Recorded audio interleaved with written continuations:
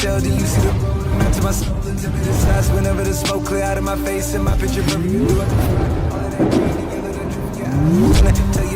Hello and welcome back, fellow anime lovers, to Cypherfics. I am delighted to have you join us once again in the world of fanfiction and fantasy. This is the second part of, What If My Little Pony Meets Naruto? Special note, this fanfic is written and a masterpiece of JBoy44 on fanfictionnet. Do check and support the author too.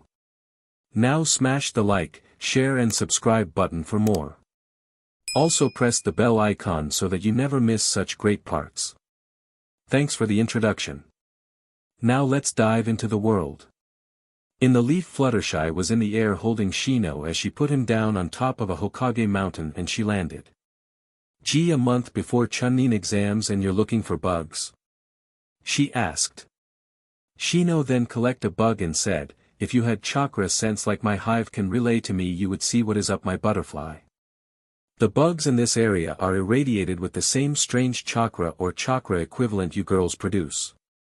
The yellow anthro gasped, equestrian magic. Hear how? Shino then looked at the bug as he seemed to have one of his bugs draw it in. Don't know, but I plan on cross-breeding this bugs with my hive, which will allow me to at least pinpoint the source of it, as I know it's not any of you girls as you all at least have distinct signatures. Fluttershy crossed her arms and said, how so?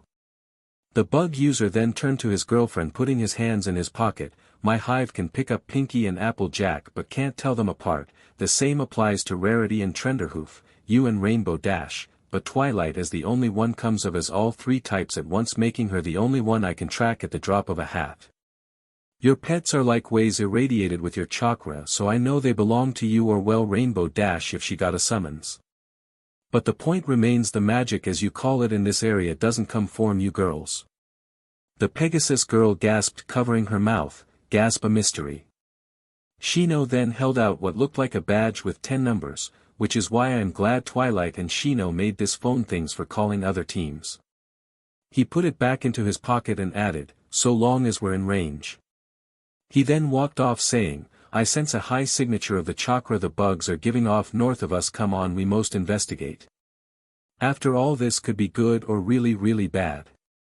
The yellow girl came along following her boyfriend as she said, at least you have an easier time hiding. I am bright yellow and pink. I stick out like a sakura in a tree. And I am not talking about the flower. Shino nodded as he came to what looked like a glowing dome underground. He got down, touching it, his hand went through as he blinked and said, any idea? Fluttershy shook her head, no, I am a passive type, my powers are automatic, I can't change it let alone do stuff like this, and as it be Sunset was our go-to-brain girl for this, but now she is semi-feral twin B. So I have no idea. Shino then hit a button on the badge thing, Shino calling anyone checking their phone. In the middle of the village, Sai picked his up and said, I was expecting Rainbow Dash to call anyone else on. Rainbow Dash's voice, I am here with the other girls. Lee then spoke up through his, I am gathering up the other boyfriends for a youthful training missing to get ready for the exams. Oh, and Sunset is with us because she is following Naruto around. What troubles you, friend Shino? Fluttershy's voice said, underground dome in the mountain radiating the same energy as us.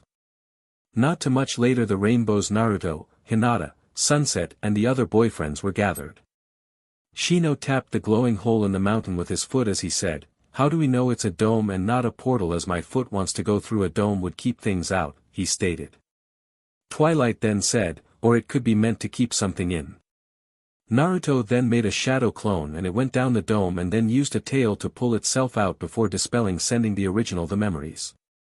Naruto's eyes widened as he started using his claws to sketch something in the dirt, as he couldn't figure out how to say it.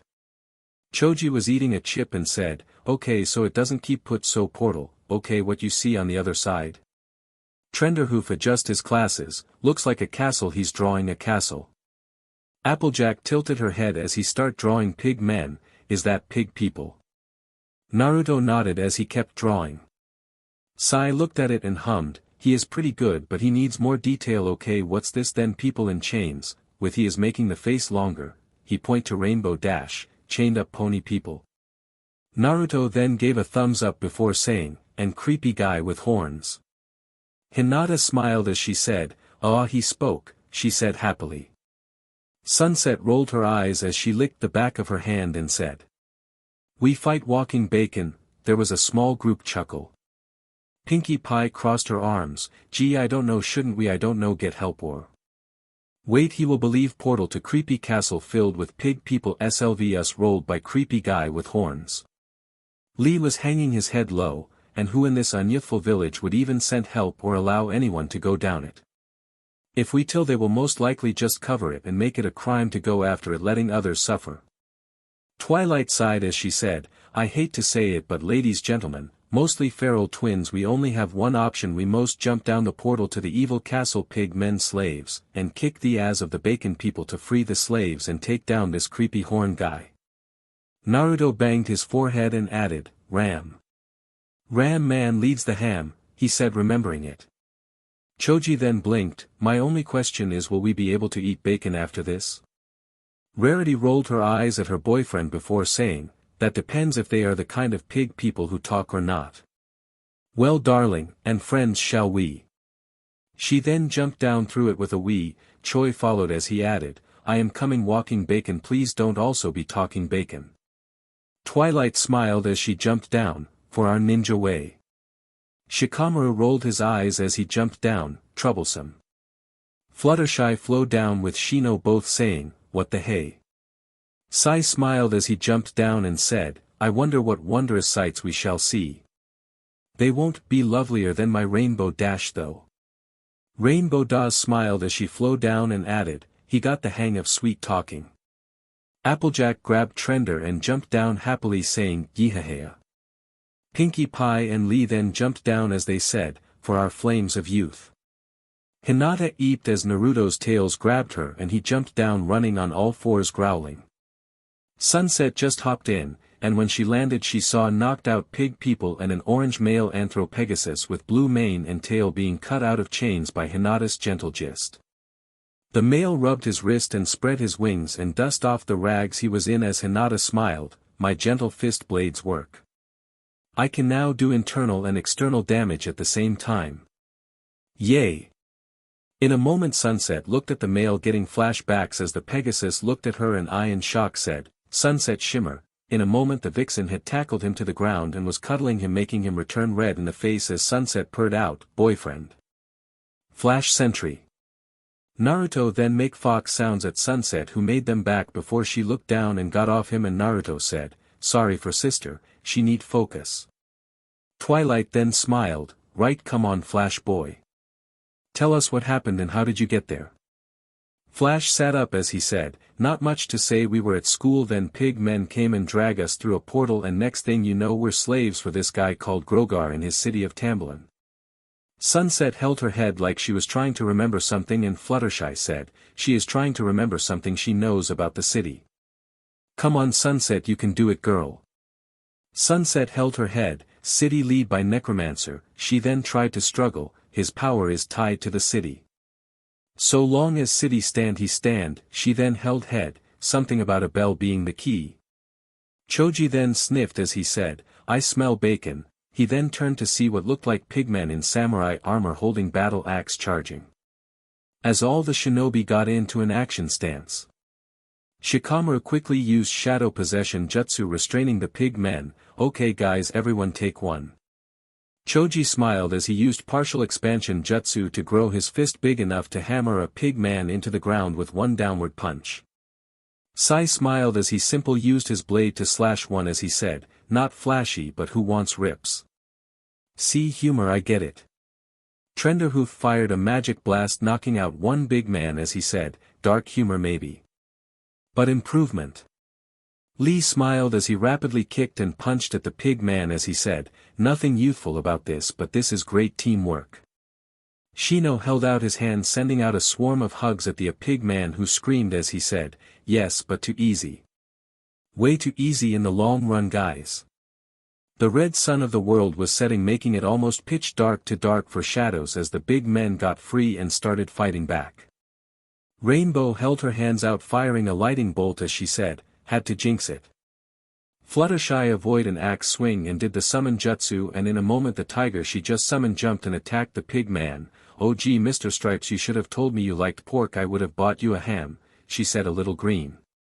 Twilight was simple in the air, firing magic down below at the horde of pig men. Hinata smirked as she used her gentle fist lion head strike to throw the lion heads at the enemy swarming them as she said, "I will never eat bacon again." Rarity was using an energy blade to hold back a battle axe as she shivered, "So gross." Pinkie Pie was jumping and spinning around throwing things around as she said, "Well isn't this an odd Saturday," she said as she threw a sink at a pig man's head knocking it out. Applejack was ducking and avoiding the battle axes as she went in for a high kick hitting the bipedal ham in the face knocking him out cold as she said, "I would have used a fire jutsu but I don't want a barbecue joke." Sunset smirked as she held her right hand on the ground making chains pop out tying up a large number of them as Naruto ran out his claws covered in chakra flames as he roared ripping and slashing at the chained up pig men rapidly. His sister smiled as she fired off beams from her tail tips to kill more coming in.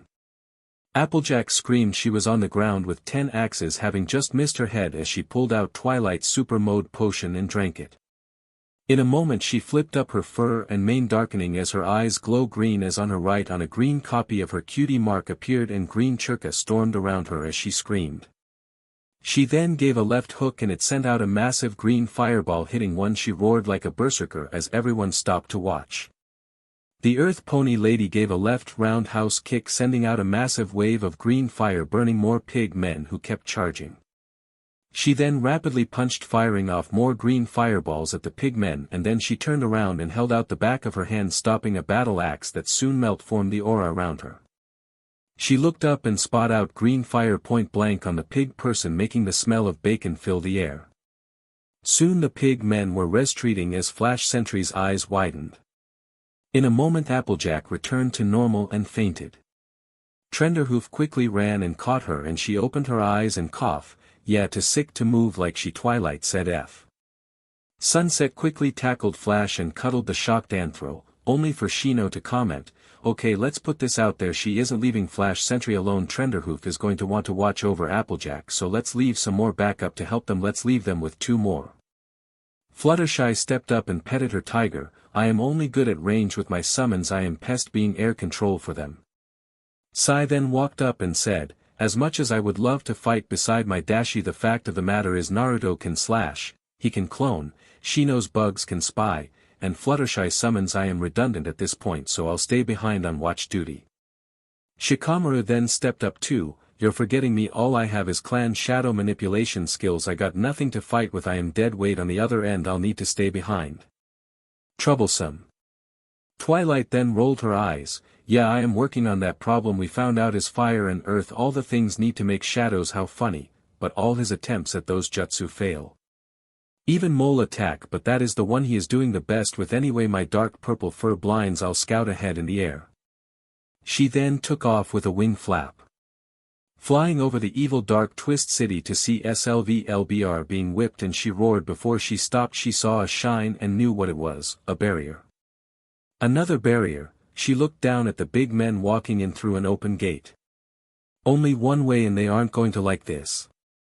With the rest of the going team, Shino let out an almost emotional, "The front door, we have to walk in the front door and save slaves/hostages form pig men and a crazy goat man necromancer." Rainbow Dash crossed her arms and said, "You know, I haven't seen the necromancer thing." In a moment her eyes widened as a bone hand grabbed her leg and she looked up with a horrified yelled. Form underground skeletons were coming up and Hinata held the bridge of her nose. "Rainbow, it is bone," she said as she gave one a flick and it crumbled to dust, "really old bones." Choji then punched one. "Same thing, yeah, one hit and down could be dangerous in numbers and the shock factor." Rarity fired off energy throwing stars rapidly destroying them. "Yes, it's a security system, it didn't trigger when Flash escaped or we would have known, so it only works at night logically speaking." Lee gave one a kick as he said, "It's a most unyouthfully scare tactic, you know his army was weak, his security is weak, maybe he is weak." Pinkie Pie was shoulder 2 massive stone hammers bigger than her as said, "Or my darling bowl cut, they are only weak as he is so strong he doesn't really bother as he can handle everything himself." But nice positive thinking still think we may have bitten off more than we could handle even with 2 demons.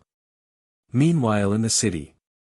The anthro form of Grogar dressed in just a black shorts, red armored cloven boots, red metal gloves with spikes down them and the back of the fingers as he sat on his throne watching them in a crystal ball. Nice skill, interesting magics. They have that super potion. Once I handle the larger group that is a more pressing threat I shall have it. He then made images of all their past show up in black fire. Yes, images of the past show me the weakness of the foxes. That is when he smirked as he said, yes, one large fireball appeared. I can only summon one. In a moment Xahina appeared in a black shorts, red high heel boots, black tank top, kimono top with red gloves, holding black metal katanas with now hand guards and red wrappings. Her left eye was pure black as she growled, struggling to speak. What are you doing? She then screamed as her hair morphed to mimic tails and the red aura of demon chakra appeared around her. Her fox shroud was on. Grogar then said, simple, your children have been fused with the demon. I need you to kill them so I may claim their power. I will take all the power before me. Only if your son is coming. Kushina teared up seeing images of Naruto and Sunset. My babies, my kits, you monster. In a moment her shroud gained 6 tails and became a version 2. She roared in rage, wanting to slash Grogar but couldn't do so. In Grogar's SLV bit most of the team was fighting. Fluttershy was rapidly summoning her animal contract before turning around holding a kunai knife to block a battle axe strike from a pig person, and she could spy her parents, and in a moment she pulled out 2 throwing stars and point blank range threw them into his eyes. Take this, bacon man. Shino held out his arm, his jacket sleeve ripped so all the anthros could gasp in horror as bugs flow out of him, and he said, okay Hive, get to lock picking, we need to get the chains off them. Lee was dropping Maud Pie's chains, breaking them apart as he said, why, breaking them works just as well and is quicker. Pinkie Pie was using a sledgehammer to break her dad's chains as she said, took the words right out of my mouth, Lee darling. Rainbow Dash then heard explosions coming from the castle and talked into the phone and said, report Twilight. She said as she drew a short katana blade and charged it with lighting, so when she blocked an axe strike the lighting arced from her weapon to the big man's weapon, shocking him. Twilight then said, we ran into trouble. Grogar resurrected and is mind controlling Naruto and Sunset's mother. Naruto can't bring himself to fight back. In the castle Twilight was behind a barrier protecting Shikamaru, who had Grogar in a shadow possession jutsu and was trying to strangle him with the shadow strangle jutsu, but the goat was growling his magic keeping the shadow arms away as he was still casting spells. All the while Kushina in a 9 tails version 2 fox shroud was using stretching claw arms to knock around a whimpering Naruto as she screamed, Mommy's so sorry. Please knock me out, do something, fight back son. Mommy begging you to end her and set her free. Hinata throw a lion head strike at Grogar before ducking as the ram's magic sent it back at her, and she said, this went sideways real fast. In the pit Shino yelled out, we need pack up. He talked into the thing and said, Trender, someone on your need needs to go get help. At the guarding them Sai ran off as he said, I am the fastest, I'll do it, and restock on paper. Meanwhile in the castle. Shikamaru said, can't hold it. He jumped back dropping his shadow jutsu freeing Grogar as Twilight pulled out her potion.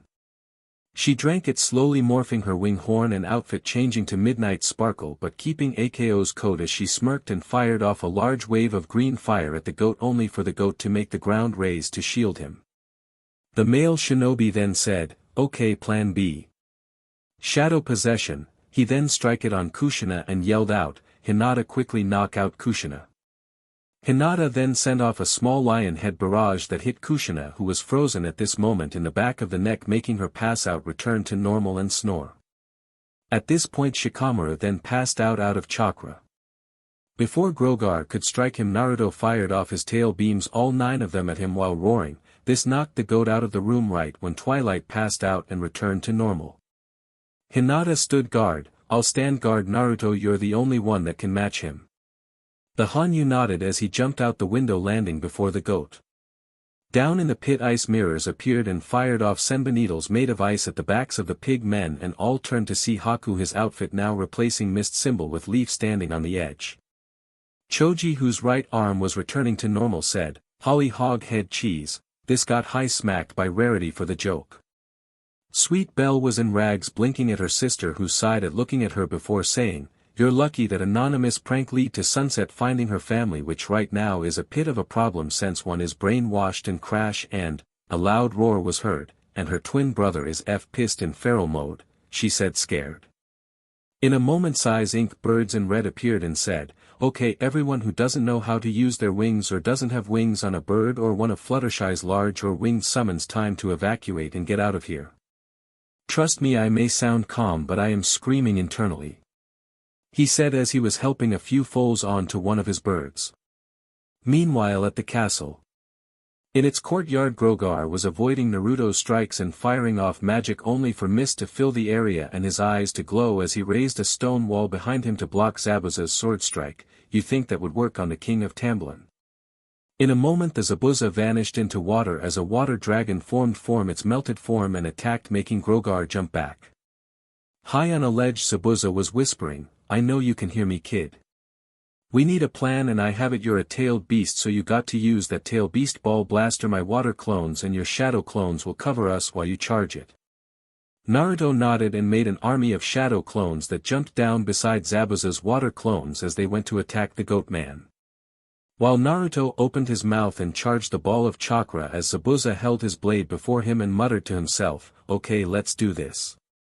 Grogar soon looked their way, clearly able to see the ball in the dark of the mist, making Zabuza say, "SHT, he can see the light." He then made a water barrier around himself as he jumped in front of Naruto as a bolt of green fire hit him and made it flash to steam, making Zabuza scream in pain. Form flash burns as he yelled out while falling down, "Fire the thing, kid."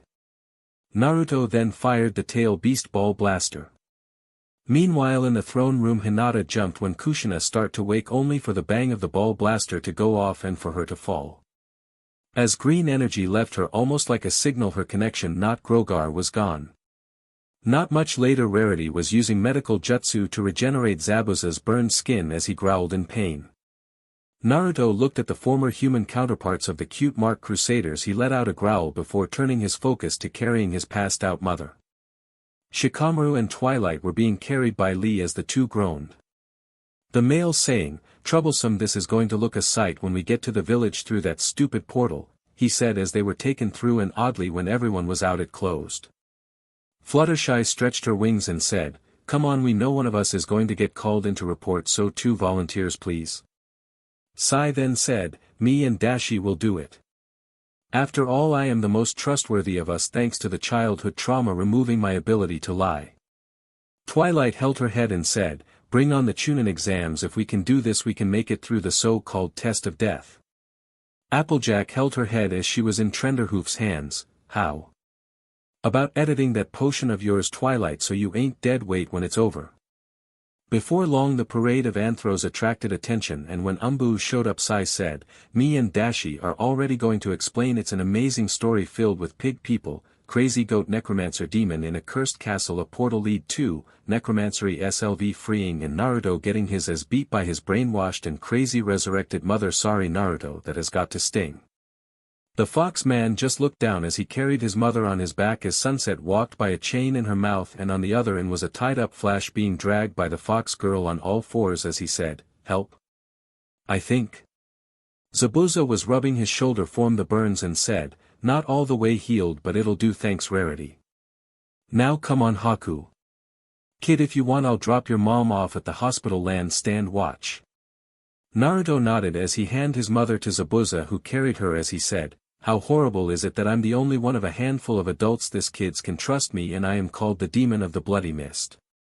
Later on in the hospital, Haku was taking over watch of Kushina from his adopted father as he used the phone to report to Shikamaru, "The doctors stay there, stumped her mind and chakra is stable but the body won't respond."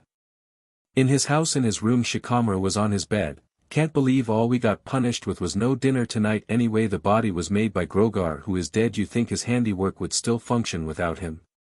That makes sense. The problem is, are the doctors really stumped? Or are they faking it so the mother of the twin demons doesn't awaken? After all, she was known as the Red Death. Anyway, we have another few days till exams. We'll all study it. Good. Think our parents don't know what these things are?" Haku nodded as he said, "Yeah, I know.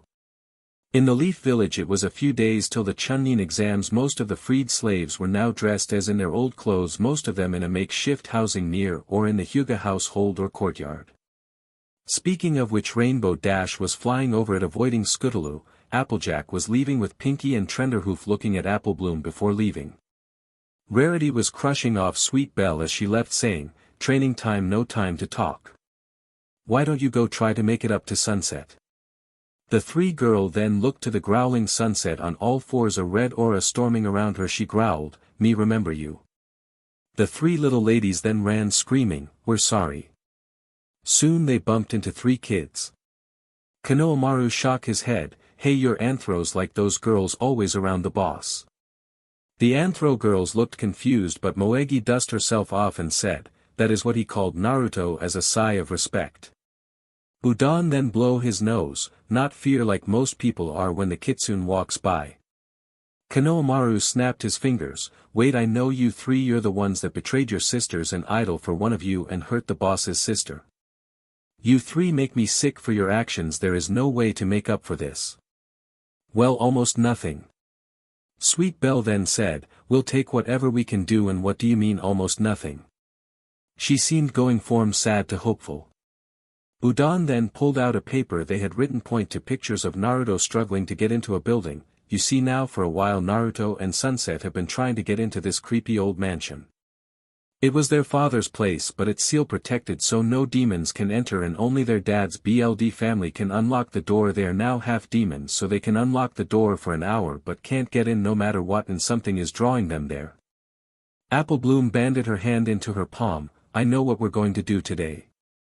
Come on, we have to go see Sunset," she said, pulling her friends along. Hours later they stood at a creepy old dust-covered Japanese mansion. Sunset put her hand on the gate, making it unlock.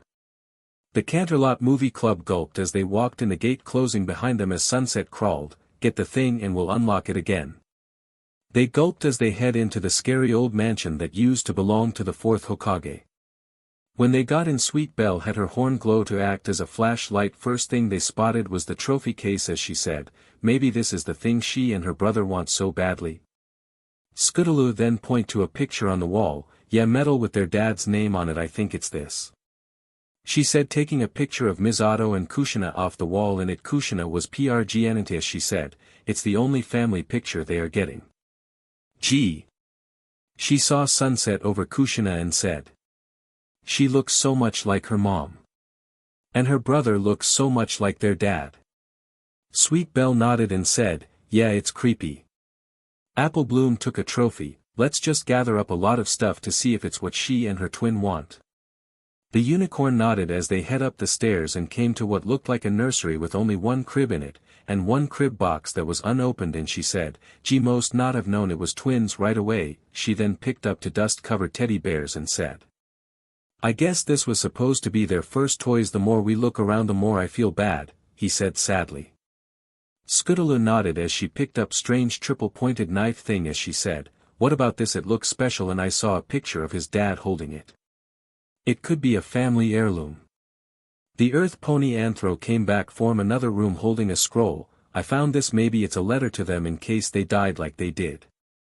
"Okay, we were horrible," she said sadly. Sweet Belle then point to picture on the wall. It was an ultrasound of two babies, the frames saying, "Twins first picture." She frowned and cried a little, "I am sorry." The three of them then broke down crying in the house when they saw a light in the shape of a man and jumped crying and screaming, "We are sorry we hurt your daughter, Mr. Ghost." The ghost then spoke in Minato's voice, "You should be. I got the memories of the chakra backup left in the seal. Now my house backup is activated because you three walked in." Well, guess it couldn't he helped. "In 2 hours the seals holding me will be used up and I can't leave the front door to meet her at the gates." Sweet Belle blinked before she said, "That's why they came. They want to see their daddy." She wiped a tear from her face as she said, "I feel like CRP. Wait, I got it." She then pulled out a notepad and pen from her pocket. "I want to try reporting today, so how about I take a message?" The ghost then happily said, "Now that's thinking, kid." Later on the three came to the gate with the items and Sweet Belle held her notepad and said, "We had to take a message as his ghost thing couldn't move past the front door. Sunset raised an eyebrow as the unicorn read, Dear Naruto and Sunset, I guess sorry we didn't get the chance to name you. We want to name you Miho after Kushina's great cousin and first person to have the fox sealed within them. Anyway, this 3 triggered to backup seal, so when they offered to take a message I accepted. Sorry I can't say this in person. I love you both and I am proud of you both. In a moment Sunset touched the gate making it unlock and the 3 came out with the things, and in a moment they found themselves in a hug by 9 fluffy fox tails and a pair of arms and 1 cuddling semi-feral vixen. The 3 girls cried. And smiled, hugging back, We're so sorry. Sunset made a purring-like sound and said, You got the things, all is forgiven. A few days later the 3 girls were happy. Things were starting to go back to normal between them and the rain booms when Scootaloo bumped into someone. The sand ninja with the thing behind him said, What, where you are going, demon? In a moment the thing on his back opened into the red ant puppet and it went to attack, making Scootaloo scream, but in a moment she closed her eyes then opened them. She saw a growling Naruto on all 4s before him, his tail somehow holding back the bladed arms of the puppet before his fur shoot out like needles, shredding the front of the puppet as he said, No hurt, child. Gaara then walked up and said, Kankuro, you embarrass our village brother. Attacking a child and losing a tool right off the bat, he said as he looked at the shredded remains of the puppet, Bad enough you leave yourself open to play with dolls on the battlefield. And war makeup. The other sand ninja said, It's war paint. Naruto growled out, Painted face is painted face.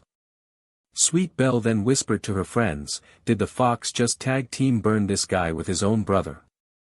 Gaara's sand appeared behind him grabbing his brother by the legs, pulling him along before looking back to see Naruto, I have never killed a demon, my mother will have your BLD.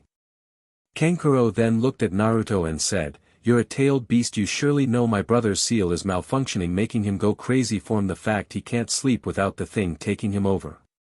Okay Gaara, you want to save it for the exams, okay then bro, but I can walk so you don't have to waste chakra like this. The sand then vanished as Kankuro got up and walked off with his brother. Naruto looked to his stomach, seal not work. He like me. Victim of tailed beast. Apple Bloom then fainted on the spotted. Later on the Leaf teams were heading to the academy for the tests. Sasuke was about to say something but Susnet's tail covered him mouth as she said, If you know see throw the illusion to fail no help stupid people pass test it cheating. Shino then looked to them all, Yes teamwork is for part 2 or 1 if the case might be. We all know part 2 is surviving and getting a matching scroll in the forest of death. Working together there is easy, we just wait at the tower and jump teams coming and take theirs, they'll probably have matches, we all move along. Mage held his chin and said, Sounds logical and can work, but what do you mean part 1 may be about teamwork? Twilight smiled as she said, Our sensei Anko is one of the test instructors. I overheard her talking about how many students will fail for not being able to cheat good enough, meaning it's about gathering information to pass the written test. We all have teammates that could pass it on their own or have a way to gather information, so that part should be fine so long as we don't get hysterical by any tricks the interrogation MSTR will throw at us.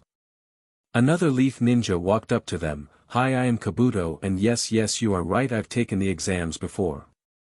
The 10 question is a trick with the fake rule of fail it, your team can't take the test again if all your team stays, you pass regardless of it. I normally won't share this but you seem to have it figured out. In the waiting room Kabuto was showing his ninja idea cards, Gaara of the Sand's only thing I got is family and the fact he completed a rank mission without a scratch on him. Naruto looked at his claws and he said, He like me broken seal and all. He said so, he said remembering it. Kabuto smiled as he added it to the card, Oh real, what else did you learn? The semi-feral fox man then responded, Demon take over while he sleep so he never sleep. Twilight adjusted her glasses. That's horrible for the sanity, so he's insane form lack of sleep. The white-haired shinobi smiled as he said, and I though sound was interesting, in a moment Fluttershy hand him a feather, a yellow one. He looked confused so the yellow anthro spoke up, I come to the forest of death all the time, thanks to my animal control skills they leave me alone or just walk up to me for medical care. I hand this out to the other Leaf demon so your Leaf take it. That way the things in there will leave you and your team alone. The white-haired ninja looked at the feather. It itself had scientific value. Form here it came from. What she was telling him was unbelievable. He was then handed a map. As he saw it was Rainbow Dash. It's a map of the forest. The spot marked is our hideout in there.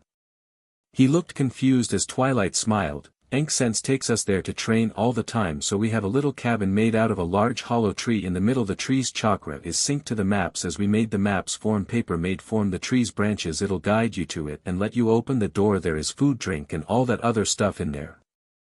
Our plan was for all the leaf teams to meet their head to the tower together, then use numbers to take the scrolls we need while waiting.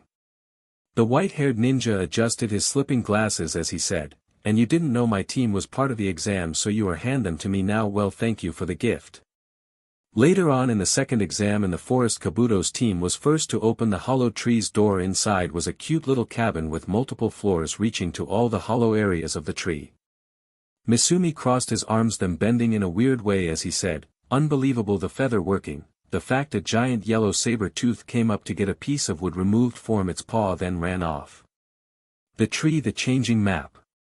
Yoroi opened the fridge and pulled out an apple and removed his mask to take a bite, "And the fact this place is real." The white-haired shinobi looked at as the other ninja said, "What they clear said we were welcome to food and drink for the exam." The glasses-wearing shinobi sighed, "Yes, but you could have waited a while. I mean honestly, that is for the other teams we are in this alliance with, and we all know they made Orochimaru's failed instant curse seal work now this, and we've all seen those phone things."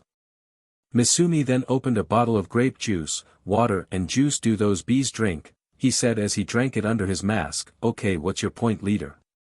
Kabuto then tapped the sides of his head, "They have two honest demons, so think idiots, they have way more power and advantages than Orochimaru." Before they could yell he said, "I am talking about waiting and seeing. After the invasion we can make an informed choice based on damage. If we choose to continue nothing changes, and this conversation never happened. If the choice is to swch to Leaf Village, we will say we were pretending to be spies for Orochimaru on the grounds of gathering information for the others. Now someone is coming." In a moment Fluttershy, Rainbow Dash and Twilight walked in and looked at the two ninja. Fluttershy shook her fingers, "Well, you are welcome to it. I just thought the first ones here would wait for the others, or at least make tea." Misumi then let out a flat, "No one on this team drinks tea." "Thanks for the feather, by the way, it worked like a charm." He then held out 2 heaven scrolls. "It let us lot this form fallen teams." While Fluttershy, visibly uncomfortable with how they were gained, Rainbow Dash said, "Well, that'll work as we all check in. All of us got earth scrolls." Kabuto held out one. "You all think they gave every village the same one as a test of trust to see if they would act like us and work together or in fight?" "Well, doesn't matter. 6 teams, we need 4 more heaven scrolls. We should loot the fallen teams along the way for stuff and other scrolls. We could trade doubles to avoid trouble," he said, holding out another earth scroll. Before long Rarity came in dragging Sakura and a screaming passed out Sasuke. "We have a problem." Later on, when everyone had made it and most of the Leaf team were having a sandwich and a drink like it was picnic, Sasuke was screaming, holding his shoulder as Twilight looked at it with Shikamaru and Kabuto having known what it was but was forced to keep quiet. Twilight said, "Most be this Orochimaru's guy. Remember his scroll is how we made that super mode potion. It seems to work like the mark but no vanishing, leading to the physical drawbacks being permanent, but there is a counter layer in there that doesn't seem to be activated." The last Uchiha screamed in pain, "Turn it on, turn it the F hell on already." Shikamaru then hit his head, "Let him finish. The turn on would put more stress till it's done. We need to make something that has some form of life support to put you in while it works, or your as is ripped open from the inside out." Twilight then said, "Give me a half hour," she said. Later on they were heading out. They had a round tub of wood with seals on it tied to Sunset, who was jumping from tree branch to tree branch with it alongside the others. "Why me carry duck butt head?" Naruto was scratching his back on tree bark as Shino point, "Because Naruto is somehow allergic to the seals and you're not. Now come on, we will all take turns carrying Sasuke for the week till he wakes up and gets out." Another group of shinobi appeared and Kabuto said, "Heaven or earth?" The response was earth, so he threw his spear and in a moment the group of shinobi were fighting over it, their teamwork falling apart. Kiba then spoke up after his dog barked, right? If they need earth they most have heavens, we can just wait for them to kill each other and look the used heaven scrolls. In a few days they made it all, carrying storage seals for tools they now had a lot of and other things, as they all showed their matching suits of earth and heaven, making it into Sigara's team. Lee blinked in shock, though our group would have been first. 1010 was just dancing, going over all the weapons she looted on the way while Niji let out a flat, "I honestly believed so." He then tapped the tub and he said, "Sasuke, are you okay in there?" An action copied by Ino and Sakura, and a muttered voice of, "Shot up forehead and Banshee," came from it, making the girls cry. Hinata then said, "And he's okay in there." A few hours later the tub was burning and Shino said, "Being dramatic is he?" In a moment Curse Seal version 2 Sasuke was out making Kiba, Akamaru, Sakura and Ino jump together and hug. Sai was sketching him, "Let's see, gray skin throwing star like vehicle marking the whites of your eyes turn black, your eyes are now golden, and Sharingan makes them neo-orange, 2 curved horns on your head and feathered wings. Black feather some falling around you dramatically, you look like a manga scene." In a moment Sasuke slowly changed back to normal, his curse seal now having a reverse appearance and white in color, as Twilight said, "I also correct some error, like the make you more insane thing has been reversed, so using it will help you upstairs." Kabuto looked shocked as Sasuke touched his neck as he adjusted it and said, "That explains why I am so calm, at least, or maybe it's the pain has stopped." He then walked off with no creepy comment towards the Anthro girls, showing how much the new seal was helping him. Shino looked at the clock, "Okay, it's 2 days till we move along to the next part, charades." Pinkie Pie then said, "Why not, there is a no party, Sai."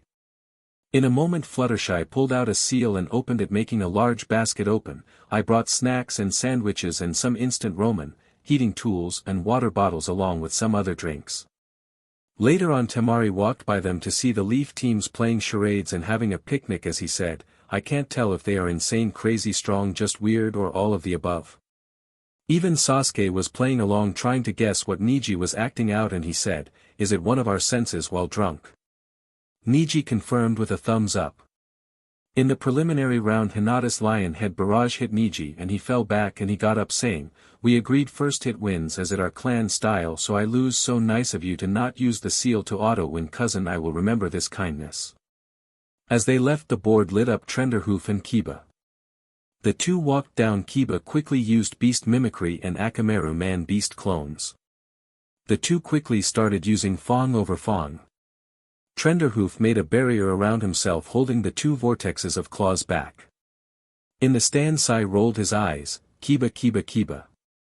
Your mother is his sensei and she doesn't discriminate. He knows your clan moves and probably has counters. I honestly believe she set this up just to touch you. Listen." Kiba's voice roared as he and his dog tried to break it. "Quit hiding. My mother would never train defense. Show me what she tough you." Trenderhoof held his barrier and had a flashback. Tsum was in a field talking with Trenderhoof and she said, "You got good defense but your attack is low. A spiked energy barrier around your fist isn't enough range. Unless you get them in close you can't attack, and stronger fighters can outlast your shielding. Kid, come up with an attack or you're dead meat. And I won't have a student like that." In a moment she did the same thing her son would do in a fight. End flashback. Trenderhoof was thinking to himself, "And I listen, sensei, I am not strong but my enemy is," she said as his barrier started to crack and glow, and in a moment he moved his arms out, making the barrier explode, sending out a shock wave that hit both vortex, making them stock as they were blasted to the walls by the force.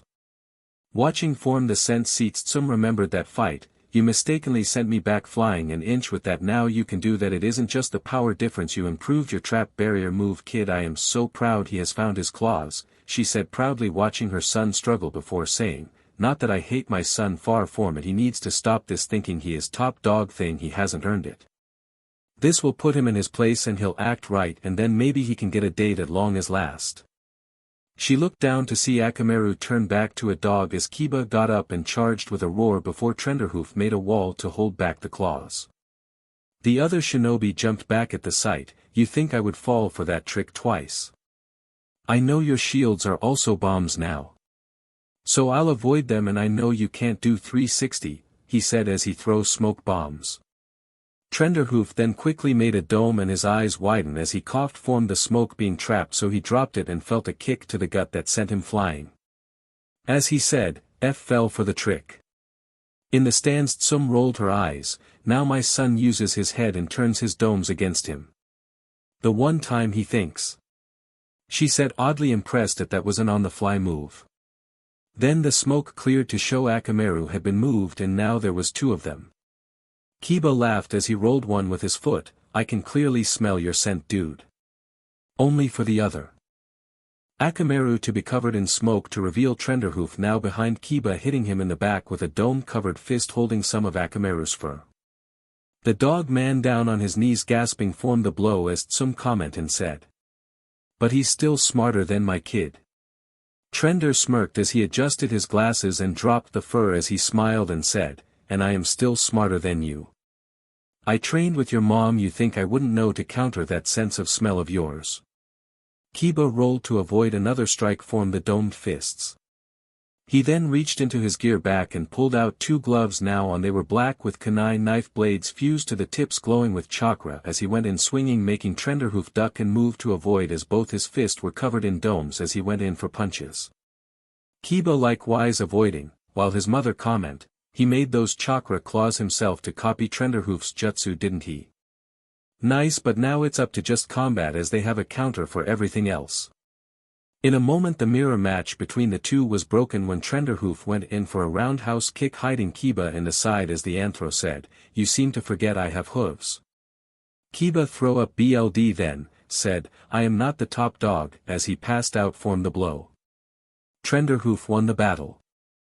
The anthro smiled as he picked up the dog and Kiba and carried them to the stands and set them down as he said, yeah, but you're still part of the pack, man.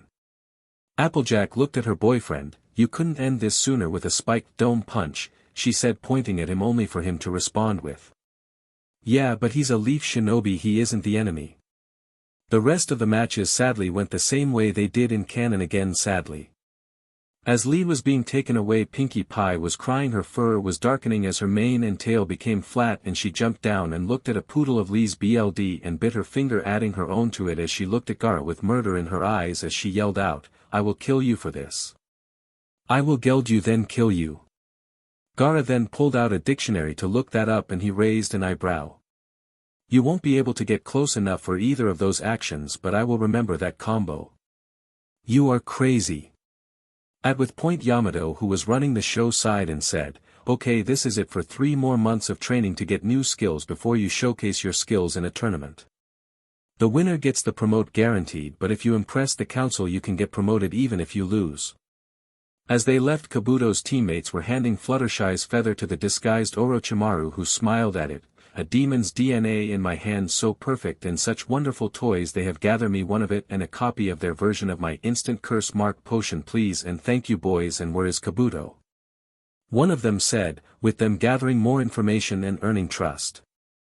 Kabuto adjusted his glasses. He had gone with Pinkie to the hospital where Lee was as a show of faith, but he had to admit he liked the way the so-called demons treated him. It was much better than Orochimaru and his teammates treated him.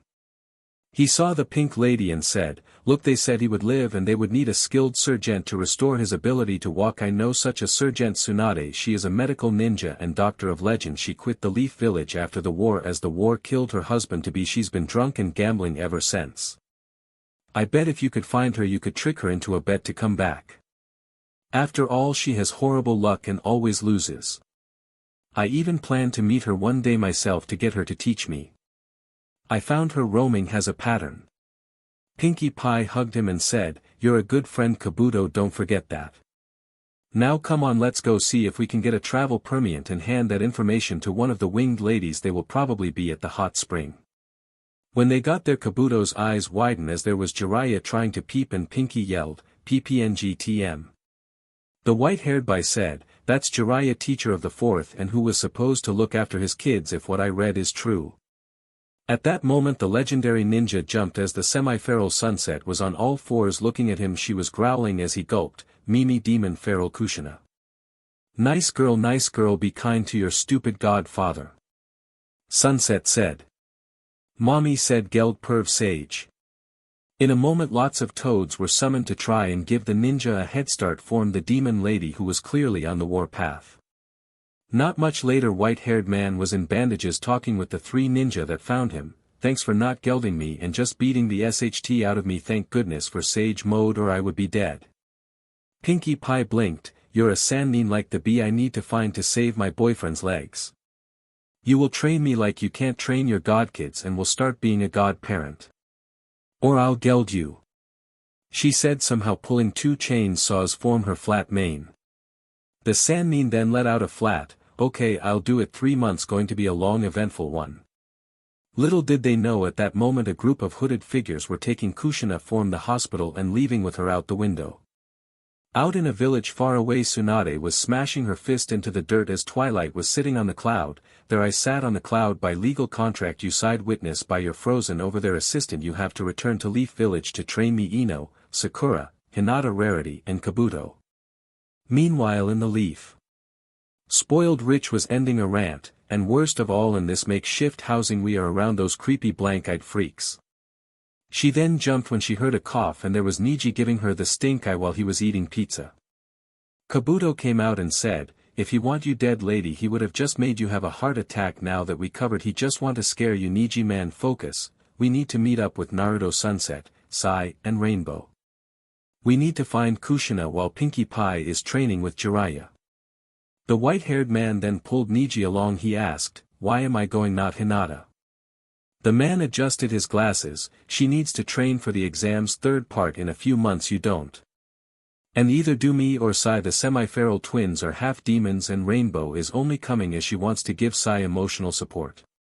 He said, heading to a manhole ripped open in the middle instead of removed by claws, and here we go. He then jumped in taking Niji with him. The Hyuga held his nose and turned on his Byakugan, and why are we in the sewer? And why does Sai need emotional support? Kabuto pulled out a flashlight so he could see and he pointed to a ruined damaged hidden seal that was now visible thanks to chakra burning it as he said, root remnants. They then walked in and Kabuto picked up a page. Interesting, they were figuring out how to replace limbs with artificial or enhanced ones made form cells. There can be some good there, mostly in given fallen ninja that can't fight thanks to Limp Lou's back in the field. He then folded the paper and put it in his pants pocket. He then came to a knocked out Anthro Alicorn. It was Luna knocked out in a hospital robe as he put a hand to her neck. She's alive, drugged into a coma but alive. Niji, what do you see? Niji then looked and said, strange gateway like the first one, Sunset and Naruto murdering Root Shinobi Sai battling through horrible curse mark caused pain while Rainbow Dash is throwing lighting. Release punches around worried ahead. Kabuto adjusted his glasses and said, good, they have the fighting now, what do you see beyond them? Can you see in the portal, can you see Kushina? Niji shook his head, negative, the portal is a blank to me, he said holding his chin as he said, as for Kushina hold on, I need to focus Churka to boost my range, and yes, found her, she is next to another Alicorn in a likewise coma. Kabuto then looked at some medical containers on a shelf and said, this are all knockout drags, this may help us wake up this one.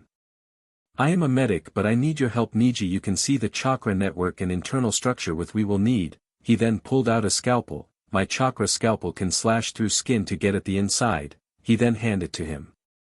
He looked confused but the other man said, it should allow you to go from ram to needle point with is what we need, look at the Alicorn. The drag should be clotting one vein of chakra and oxygen carrying cells to the brain to keep it sluggish. Niji looked and saw the spot on the neck. Okay, I see it, he said nervous as Kabuto said, you need to hit it. Niji then gulped and did it, and a moment later Clue fist punched him in the face sending him flying into the wall as Kabuto said, hey, is that any way to treat the rescue party lady, he said moving over checking Niji, and thank goodness he is alive. He then reclaimed his weapon and pulled out a shot.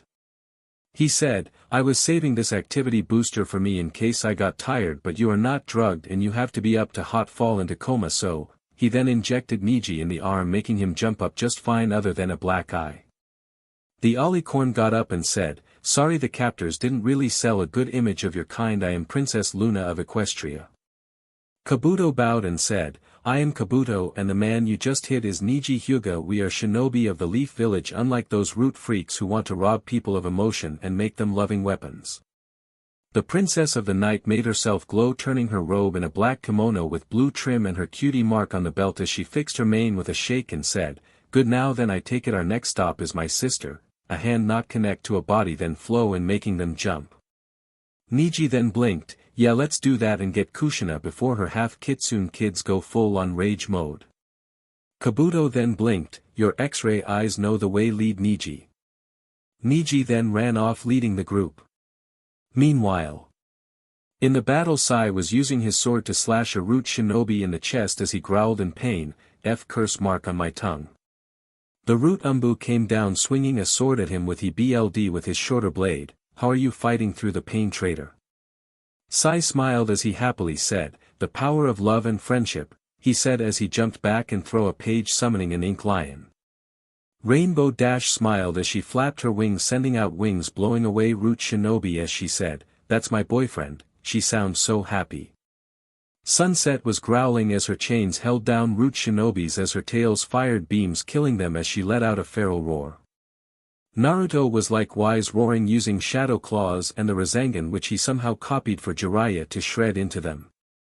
Elsewhere in a room they came to the robbed Celestia in a machine with Kushina. Both were in pods and there was light in both. Luna was about to let out her sister but Kabuto stopped her. "Sorry dear princess, but as far as we know that could end both of those ladies' lives," he said almost coldly. Niji held his eye as he looked with his good one. "He's right, the Pada is taking chakra, or as you call it magic form Kushina, and putting it into Kushina. I can see this and sense chakra is part of the soul. It's basically removing Kushina's soul and putting it into the other princess body and making the two souls fight for control." One was stunned before she could speak. Kabuto stated, "This isn't good as it is. Kushina should be dead. Grogar revived and mind controlled her to use against her kids. When Grogar fell she was in a coma as the body her soul was forced into won't work with Grogar. She was dead watching her son and daughter suffer in the afterlife then forced to be awake in a coma. We know I monitor her brain wave monitor when I check on her that day. She is probably unhinged from it."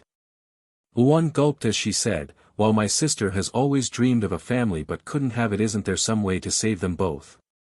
Niji then groaned in pain. "The pain-killing effect is wearing off. Okay, the Churka looks like it wants to merge like their souls. Well, it just won't happen. If we could talk them into peacefully merging we could do this, but I am not Ino. I don't know her families. Enter another head jutsu, or as the prince would call it, spell to help them make peace." Luna then raised a hand and added, "I can enter dreams." Kabuto adjusted his glasses. "That'll do." "Can you pull others?" She nodded. "Perfect, take me," he said handing Niji something. "Take this painkillers, you're a better fighter than me. You watch over me and the princess while we try to help the two ladies." Niji nodded as he took some pulls out of the box and eat them. "Got it." Inside Celestia's mind she was using a flaming staff to hold back and block Kushina's spinning slash with her two fire release covered katanas. She was growling. At that point Luna and Kabuto came in. Kabuto was watching, seeing the wonders of being inside another's mind. It looked like a fusion of the village hidden by the whirling tide and Canterlot. It was true he only joined with them to study and give the information to Orochimaru, but soon would come the time to leave and leave all this behind. He may have only been half joking at the time, but he was thinking more and more on staying and seeing more wonders and learning more. Plus he was starting to enjoy their company and this thing they called friendship.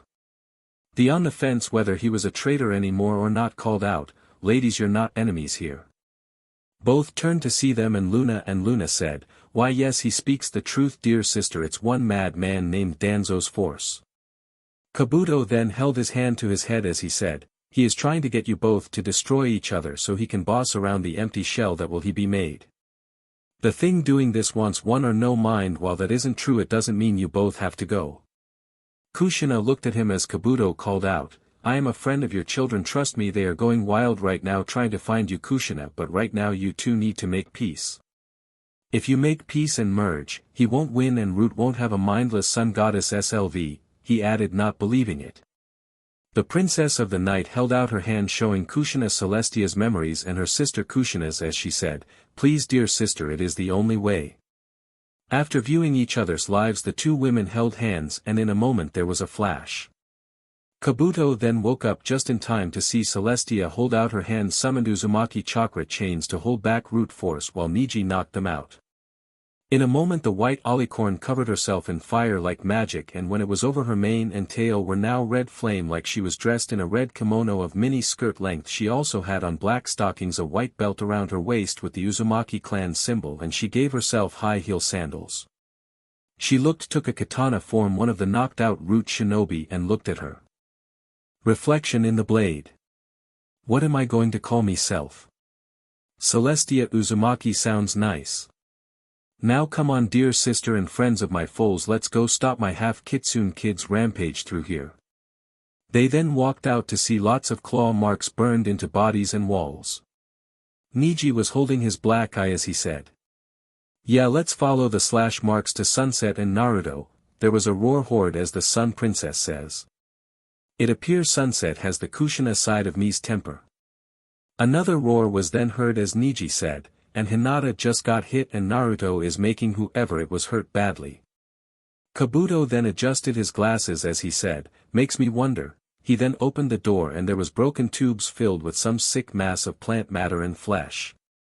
Kabuto looked green before using his scalpel to cut off a piece and look at it, amazing. It's a merge of human tissue and plant matter. In theory this stuff could provide all one needs for any kind of skin craft or organ repair by crafting it in. He then saw what looked like a metal skeleton arm and he picked it up and looked at it, chakra-sensitive metal. They were going to make replacement limbs with this stuff. He then broke off a finger of the hand and put it and the flesh in his pocket along with a paper, no point letting it go to waste since it can do good. Luna crossed her arms as she said, you are a strange colt, she said flatly and slightly creeped out. Niji nodded but added, yes, but he is on our side and only wants to help others as a medic. They then came to a room of dead root shinobi and Naruto and Sunset were there and in a moment they looked to Celestia and tackled her while saying, Mother. Celestia Uzumaki held them, yes I'm back and looks like Root is over and done now I have to go have a few words with the third Hokage kids take Auntie Luna home. Mommy has some skulls to bust and some terror to rain down. She then blasted the roof and flew out. Later on Kabuto was in his place looking at fire, lots of fire and screams, the fourth has my respect, that is a scary lady. He then looked to what he got form Root and put them together, yes taking away I can mix the plant skin with the metal and make full functional chakra channeling fake limbs, I'll start one a right arm prototype. He then looked to the phone on his desk as he got to work given to him by Twilight, it was a sigh of him being one of them. He then got up and stopped what he was doing. He then made a few hand sighs and sent out a pulse of chakra to tell him if his room was bugged, and it wasn't clearly him even thinking of turning on him was not in Orochimaru's thinking. He then picked it up and hit a button and said, anyone near theirs? Shikamaru then spoke up and said, yeah I am on. Kiba doesn't have his but he's hiding with me and Choji form Naruto and Susnet's son goddess mother's revenge rampage, lots of people won't be breeding man. But she gave us cookies and petted our heads for being their friends. Sai then spoke up, I am here with Lee, had to have brain surgery to get a BLD clot form there opened up thanks to the curse seal. Niji then spoke up saying, you are an inspiration Sai. Kabuto then pulled out the plug-in mini typewriter thing and started typing with it, okay I am sending a group text, no screams or yelling, we could be bugged my friends, he said honestly meaning it. He then hit send.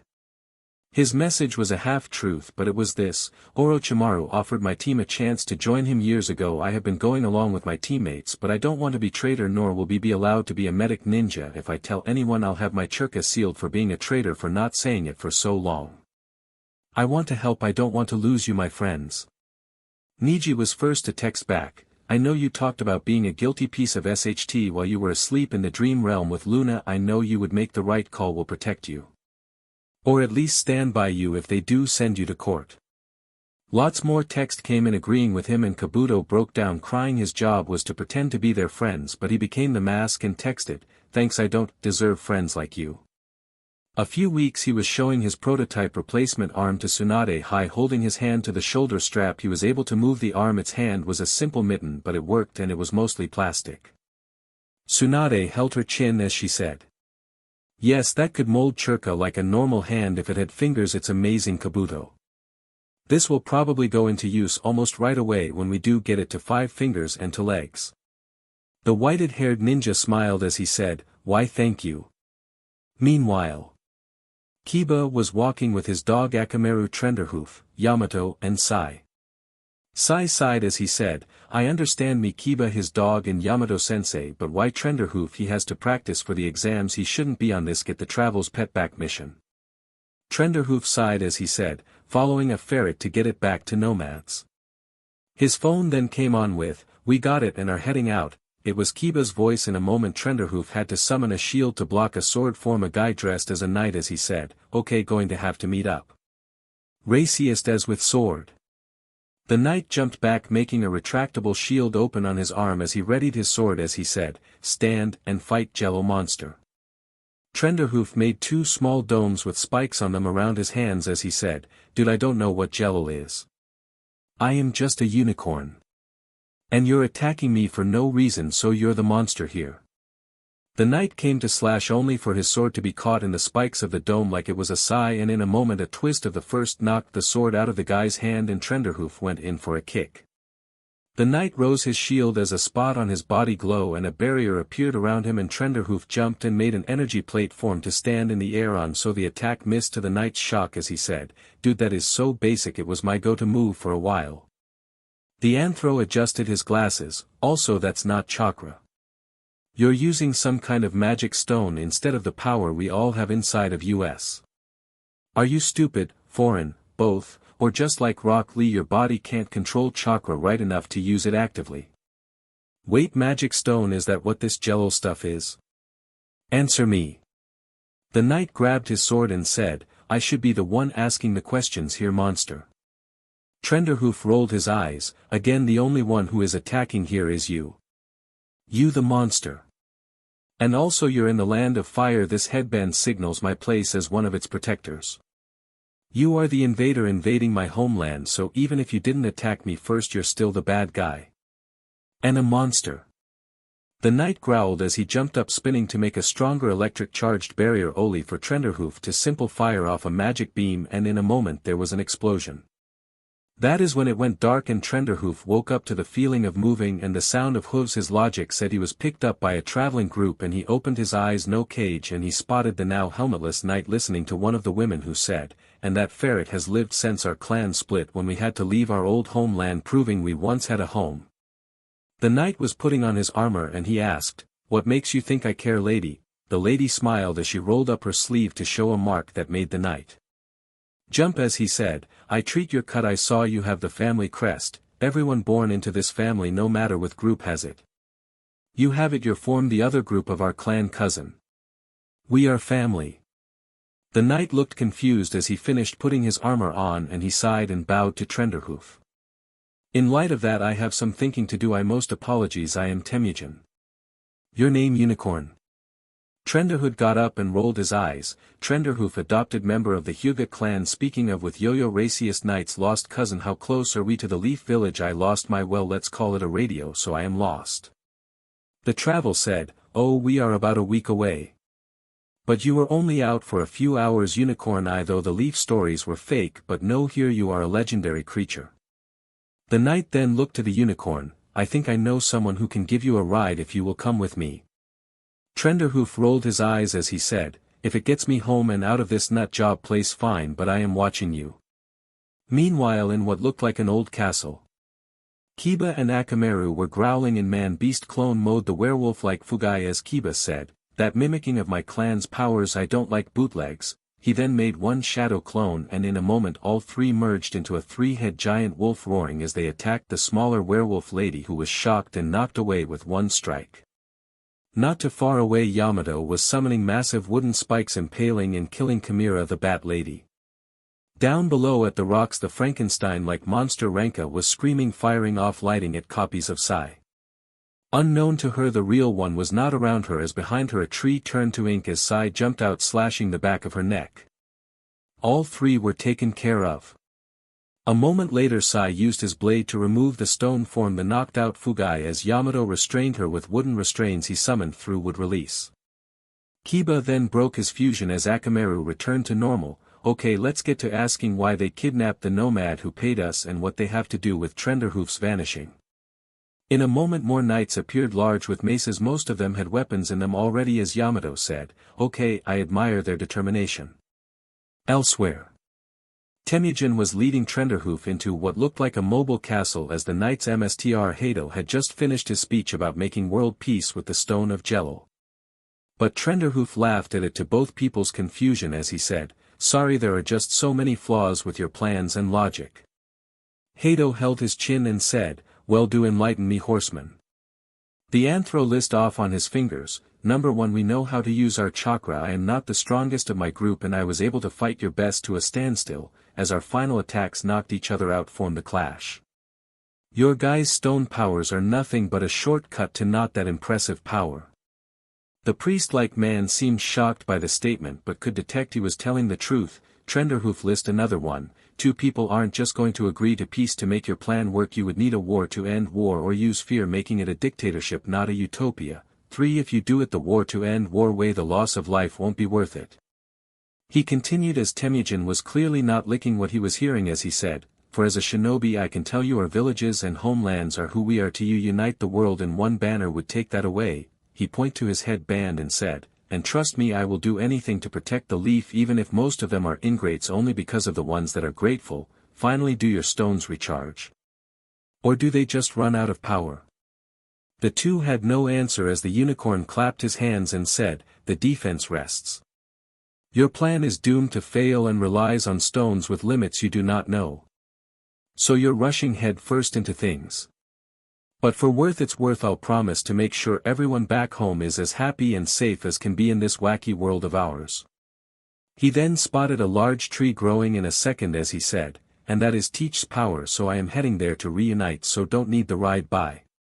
Get a clue and stop being racist. He then vanished to appear 10 feet away on a platform of magic. Then the same thing happened again, 10 feet, that's all I got on warping, going to be a while. By the time Trenderhoof made it he was just in time to see more knights this time as they fell ghostly images of people his age left them and he shivered. World with our war my ass. Okay guys, fill me on it, and I'll fill you in. He said as he jumped down to the track and head in talking just in time to see Temujin and Hato standing in the mines. The blonde knight looked shocked as the unicorn said, okay, why are you attack my friends and the travels who turned out to be the blonde's long-lost cousins. The blonde knight looked to his Mstr in shock. Hato smirked making the knight back away as he said, why Trenderhoof, sadly to make a world without war you need one last war. You were right about that, not that Temujin could figure that out. But utopia justifies the means, so yes I did lots of bad things and hurt lots of Temujin's family, this not being the first time to find the stones of Jello to use their power. He then moped into his monster form, his orbs forming tendrils as he held out his hands. So this are the ones you protect, unicorn, an adult, a boy and his dog and some weird emo kid. Sai point with his brush and he said, I am an artist not an emo. He sound upset even if it was a little and with made the rest say, you showed emotion, good for you man. Temujin quickly drew his sword and charged at his Mstr, it was you killed my parents. The tendril knocked him away making Trenderhoof grab him. Yamato quickly used would release to summon what looked like humanoid dummies that charged out Hato using the stone's energy to fire off beams to break them, but they still kept coming as he said, okay, the travel told me the story has a platform where a main branch's BLD could make the stone's self-destruct is set up. Temujin then said, that is me. He then grabbed Kiba's claw gloves and slashed his arm with them, there is my BLD trigger whatever it is. I will hold this made man, I was tricked into helping off. Trenderhoof quickly summoned a shield to block a beam as he said, not alone you're not. Sai then used his brush to summon out some ink lions as he Yamato, Kiba and Akamaru ran off. Hato laughed as he smashed the lions and finished off the wooden warriors only for Trenderhoof and Temujin to charge at him, Trenderhoof using his magic to make a energy spiked boxing gloves as he went in to strike him as Temujin went in for a sword slash. Tendrils came form the orbs on the enemy's back blocking them knocking them back. Fools, the stones give me unlimited power, I will simple finish you off then handle your friends, nothing will stop me form ruling this world. The unicorn then pulled out a pill and said, then thank Twilight for making her super mode potion in pill form. He then took it and in a moment he exploded with green chakra. Trenderhoof's eyes had a green glow, his fur turned gray and his hair a dirty silver blonde. He then charged forward and used his spiked constructs to slash then tendrils to the man's shock as he landed an X slash to the man's chest only for it to heal. But Trenderhoof was rapidly slashing, damaging him as he healed, keeping them locked in a loop. Temujin was stunned but shook it off as he charged with his sword and in a moment land a slash cutting of his arm that held the stone. Without its powers he returned to a normal human, so now Trenderhoof's slashes were lasting. The blonde then removed his armor, sheathed his blade and walked off saying, "It's over." Meanwhile, before the other leaf shinobi were overlooking a seal on a platform. Only problem, there was 100 feet of seemingly bottomless pit between it and them. Kiba removed his glove that had the blonde's BLD. "Okay, going to need to throw it." Sai then stopped him and pointed to red ink eagle on his shoulder, "Or my bird can carry it, or Yamato could have just used wood release to make a bridge." The dog barked as Kiba handed the glove to Sai. He was clearly embarrassed, so he didn't notice the stone fall out of his pocket and Akamaru eating it. In a moment the eagle flew and dropped the glove onto the seal and the BLD on it make the seal glow. Around the mines the stone's light died out as it was sucked into the seal. Temujin no longer had his armor as he walked out with a now normal but sluggish Trenderhoof. He was helping the unicorn stand by having his arm around his own neck. As they walked, the blonde handed the unicorn his sword as he said, "Take it. You proved to be my only friend, keep it and use it for good like I wanted to." Trenderhoof took the blade and nodded, "I'll go get swords lessons for Zabuza or Celestia when I get home." "But what about you now?" Temujin sighed as he said, "The travelers are the last family I have. I shall meet up with them in the next stop, and join with them. I'll probably reforge my armor and gear while learning to use chakra since the stones are gone." Kaiba then meet up with them and reached into his pocket, "Well, all of them but the one stone not part of the mines that I took from our captive." "Wait, where is it?" Akamaru then did something that make everyone jump, "I eat it. I can talk." Everyone was stunned. Yamato picked up Fugai as he said, "We will deal with that one later. And collect the stone when Akamaru passes it." The dog then responded with, "I will tell you when nature calls." Sai then let out a flat statement of, "And Twilight's talking purple dog Spike showing up doesn't seem so weird now." Akamaru then said, "Spike is my boyfriend." Kiba looked down before shrugging, "My talking dog is in a same SEC relationship, I still accept you boy." He then petted his dog, "Now come on. Let's get home." Sai then took Trenderhoof form Temujin, as they split paths with the blonde human form another land. Weeks later in the leaf. Twilight was studying the stone in her lab in the Hyuga estate, using magic to manipulate it while she saw the two dogs Spike and Akamaru giving each other puppy love eyes while talking about who loved who more. That is some sickeningly sweet puppy love right there. She could also see through a window Sai, Trenderhoof and Zabuza going through sword fighting moves together. Kabuto then walked in holding a pizza box. "We most thank Pinkie Pie for introducing us to pizza. The Hyuga new pizza shop is making us billions who through using strange things like tomatoes and cheese could make something so good. Relax, I brought plain cheese, no meat for my plat-eating friend," he said, putting it down and opening it. Twilight took a slice. "Gee, thanks, I was expecting Shikamaru," she said, kind of disappointed. Kabuto was eating a slice as he said, "He couldn't him. Celestia, Shino and Fluttershy were sent on a mission to the desert on guiding a prince and his son to a tropical island. The council is trying to murder you guys with heat before the next round of exams next month. Also Lee is out of surgery and it worked. Tsunade saved his legs. He'll back on his legs being a shinobi in 2 months. Meanwhile in the sands. Celestia was in a red bikini top sideless right above the new red skirt, belt holding her 2 swords, and she was bare-hooved on the sands traveling with what looked like an off-the-tracks train the spoiled prince of the Crescent Moon Kingdom was traveling with, FU Leaf Council. On top of the train was Fluttershy, who was pretty much in just a green bikini and her Anko's angel coat fanning herself.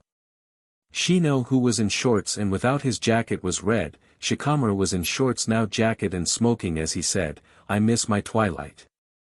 So alright folks, that's all for today. Stay tuned for part 3. Do subscribe, like and share for more such videos. Also check out the story and author JBoy44 on fanfiction.net. Press the bell icon to be notified first on release. See you in the next video. Till then, goodbye.